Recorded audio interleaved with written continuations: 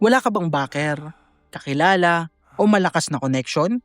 Paano kung sabihin ko sa'yo na maraming yumaman dahil wala silang connection? Sa video na to, ipapakita ko kung paano ka yayaman kahit sarili mo lang ang puhunan. Malinaw sa akin na hindi koneksyon ang tunay na sikreto ng yaman.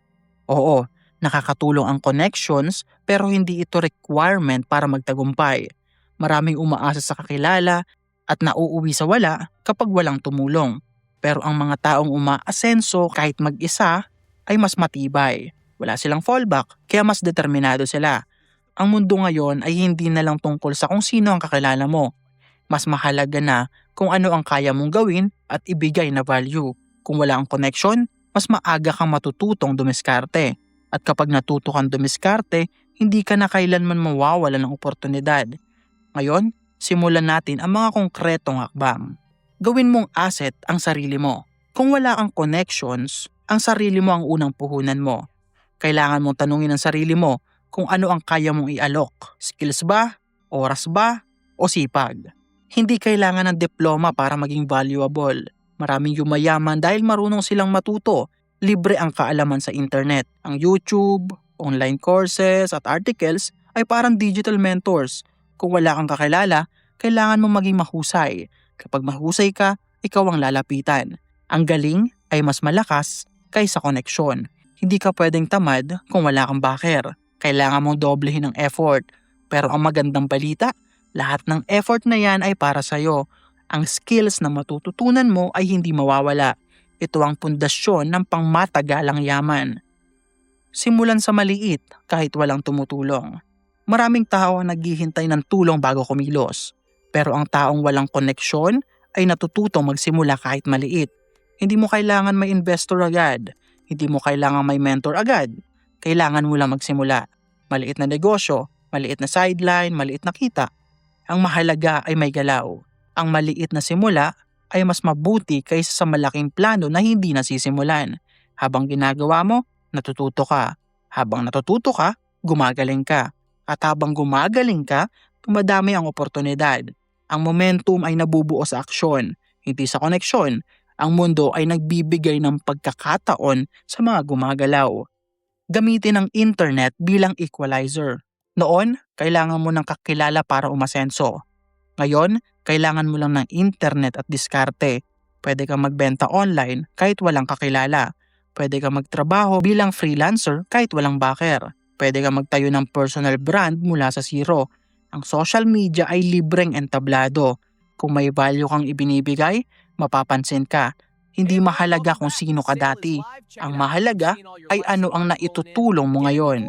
Maraming successful creators at entrepreneurs ang nagsimula sa zero followers. Ang consistency ang pumalit sa koneksyon. Ang content ang pumalit sa backer. At ang resulta ang pumalit sa pangalan. I-build ang reputation, hindi ang connections. Ang koneksyon ay minsan pansamantala, pero ang reputation ay pangmatagalan. Kapag kilala ka bilang maaasahan, lalapit ang tao sa'yo. Kapag kilala ka bilang mahusay, irerekomenda ka. Hindi mo kailangang humingi ng favor. Ang trabaho mo ang magsasalita para sa'yo. Gawin mong best ang bawat maliit na opportunity. Kahit walang nanonood, galingan mo.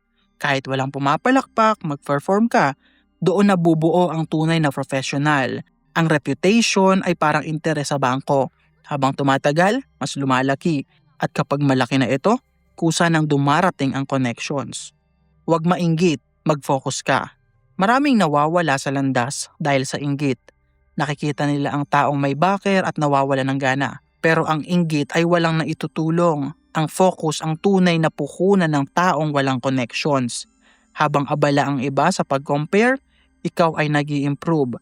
Hindi patas ang simula ng lahat, pero pantay ang pagkakataon sa diskarte. Ang oras ay pare-pareho lang para sa lahat. Kung gagamitin mo ito ng tama, uunlad ka. Ang mayaman ay hindi reklamo ang puhunan, disiplina ang puhunan nila. Maging matyaga at pangmatagalan ang laro. Ang taong walang connections ay hindi pwedeng mabilisang yaman ang hanapin. Kailangan mong isipin ang long term, hindi instant ang resulta. Hindi overnight ang tagumpay, pero siguradong may bunga ang tiyaga. Ang consistency ay pumapalit sa koneksyon. Ang tamang ugali ay pumapalit sa backer. Ang proseso ang magdadala sa iyo sa tamang tao. Kapag handa ka na, darating ang oportunidad. At kapag dumating yon, kaya mo na itong hawakan. Ito ang advantage ng taong nagsisimula mag-isa. Hindi koneksyon ang kulang sa tao. Kulang lang ng sistema at paniniwala. Ang kawalan ng connections ay hindi kahinaan. Isa itong training ground. Dito ka natututong tumayo mag-isa. Dito ka naging mas madiskarte. Dito ka naging mas matatag. Kapag umangat ka ng mag-isa, mas buo ang kumpiyansa mo at mas alam mo ang halaga ng bawat tagumpay. Ito ang klase ng taong tunay na yumaman. Kaibigan, sana may natutunan ka na naman sa video natin ngayon. Hanggang sa muli, kita-kits!